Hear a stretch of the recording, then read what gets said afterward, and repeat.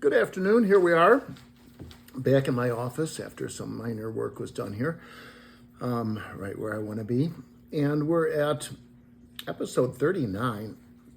Just got out of a meeting with Andy and everybody who's in the creative area at DIC, and a newcomer, Haim Saban, who I said did the music for all of the DIC shows, and he would go on to have a profound influence on me and my career. Gosh, lasting 40 years. One of the nice things, before I move on, I just have to say, one of the things about Haim, I've known a lot of people that are really, really successful in their fields, and they have different ways of approaching things. Andy's way is, as I said, Andy Hayward is like this, and then,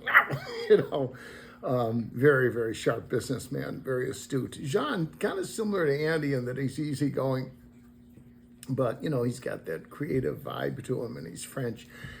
And Haim is like, woo, woo. He's like so intense. But at the same time, very focused. And one of the things that all three of them and other successful people that I've known share in common is they have a great ability to listen.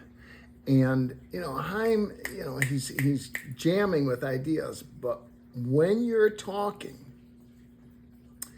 he doesn't talk over you. That's a mistake that a lot of people make, and that's something you should grab from Jack's cookie jar. Don't talk over people. It used to be my worst habit when I was younger because my dad was that way. And when you do that, when you interrupt somebody when they're in the middle of expressing a thought, what that conveys to them is the fact that you think what you have to say is much more important than what they have to say. And that's not the way to form relationships or strategic alliances. And we're in this meeting, and Haim's there, and, he's jamming with stuff. And when I spoke 3 or 4 times, and I'm never at a loss for words, as you all know by now.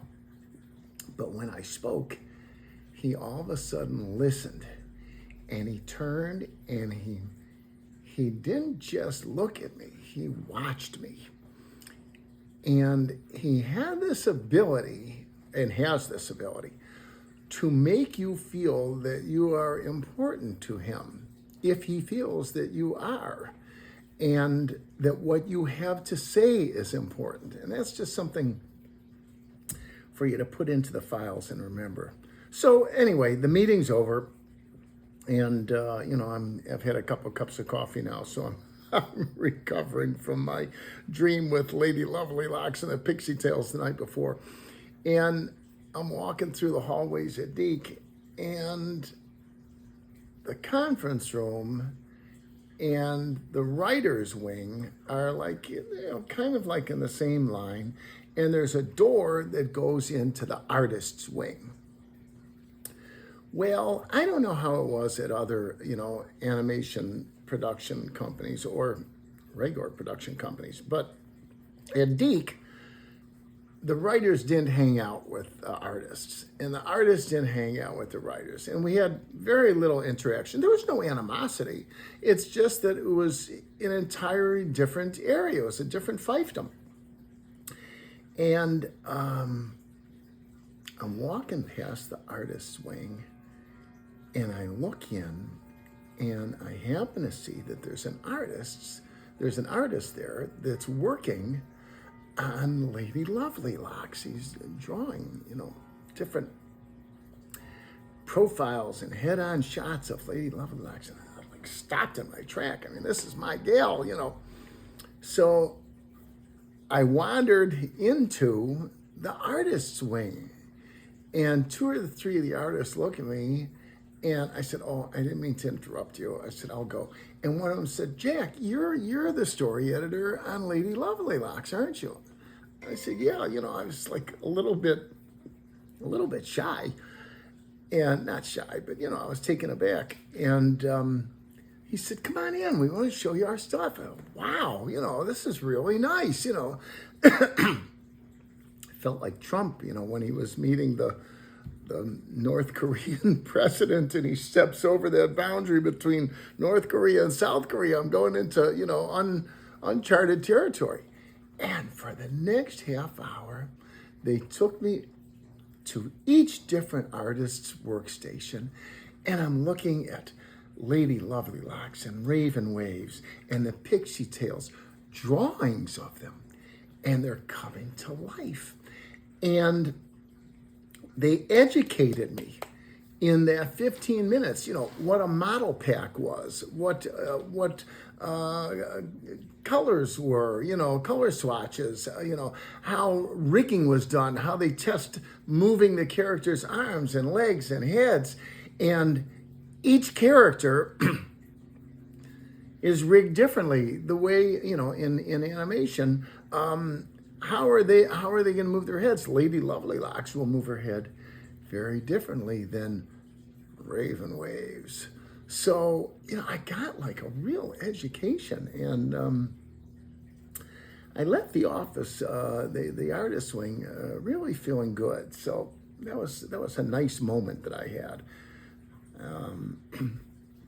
and walk back along the hallway to the writers' wing, and a couple of the writers, Bobby Logan and Howard Cohen, Lisa Maliani, they're like hanging out in the hallway, and they're looking at me as I walk in. I'm thinking, what's going on? What's happening? Nobody says a word.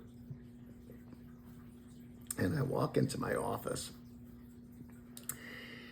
and there's a young woman there, 30s, and she's already in my office making herself at home.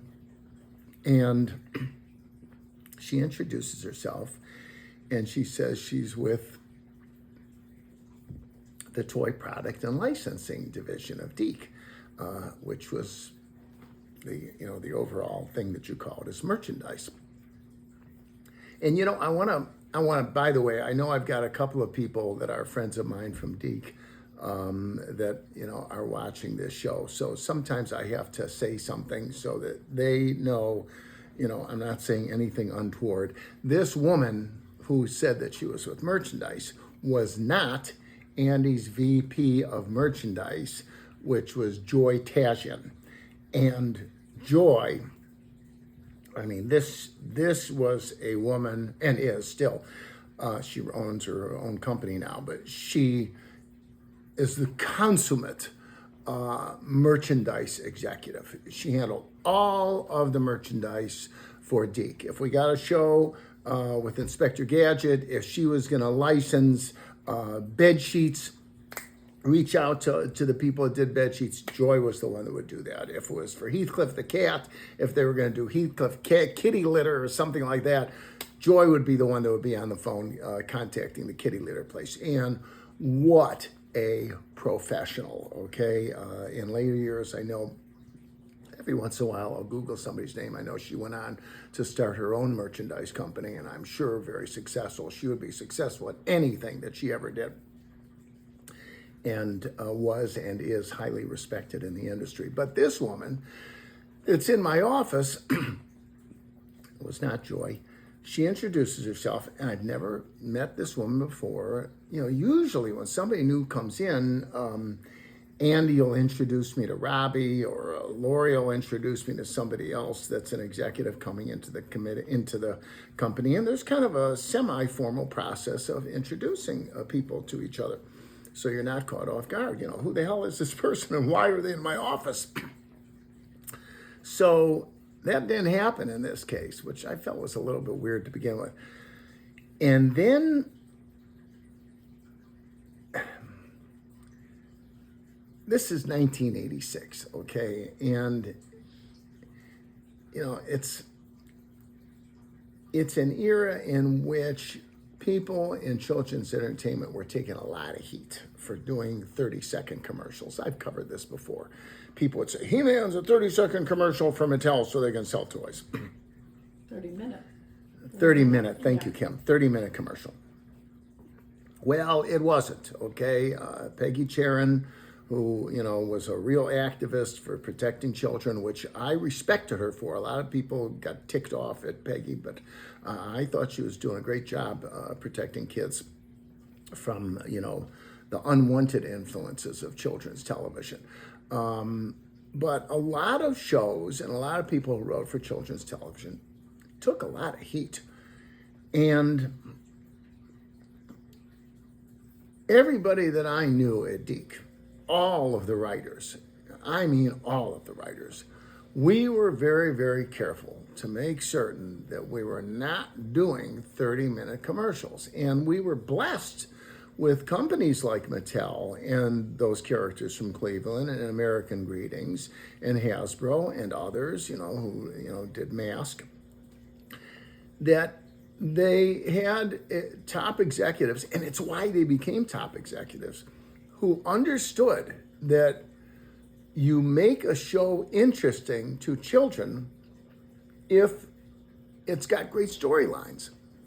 And if in the process of making the show fascinating, they want to buy action figures and they want to buy play sets, well, that's great. Everyone wins, It's why at the end of New Adventures of He-Man, which I'll get to probably in about 20 more episodes, we would have a public service announcement, and He-Man would come on and talk about, dangers of peer pressure or other things that affected kids.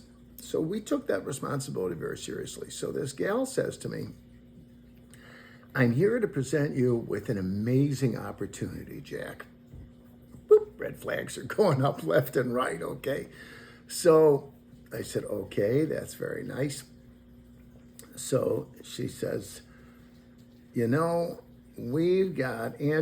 got a deal that's potentially going to happen, that we got the rights to develop a toy series, to develop an animated series around, and she reaches under my desk and pulls out a box, are you ready for this, of Captain Crunch cereal. And she says, Captain Crunch is one of the top cereals out there. Kids absolutely love it. And this show, I love when somebody says this. I never forgot this. My God, I can't believe that the file drawer opened. She says, this show will write itself. Oh, really? Sit down at my desk and start pounding away. Okay, nothing writes itself. But even if it did write itself, okay, it was so transparent that what she wanted was a 30-minute commercial. And I listened to her for about 10 minutes. And then I said, I want to thank you for presenting the opportunity to me, but I'm going to pass. And she said, what are you talking about? She says, Andy wanted this project. I'm presenting it to you. You're supposed to be like the top writer at DIC. And this is like an unbelievable opportunity that's fallen into your lap. And she said, I just don't get it. And I said, with all due respect, that's the problem. You don't get it. And I'm passing, and I've got work to do. And she picked up her box of Captain Crunch, and she turned, and she left my office. And interestingly, really interesting, I don't know if she was there as an audition for Andy, for a job, or what it was. I never heard from this woman again. I never saw her in the hallways, and Andy never mentioned Captain Crunch to me. And that was my brief experience with the 30-minute commercial, which I did not bow to. Okay, in the next episode, we're going to keep forging on. I hope you enjoyed it. Like Kim always says, subscribe. I want to see some of the subscriber things going up a little bit, please. And like me. Gosh, I'm worried you guys don't like me. No, I'm not.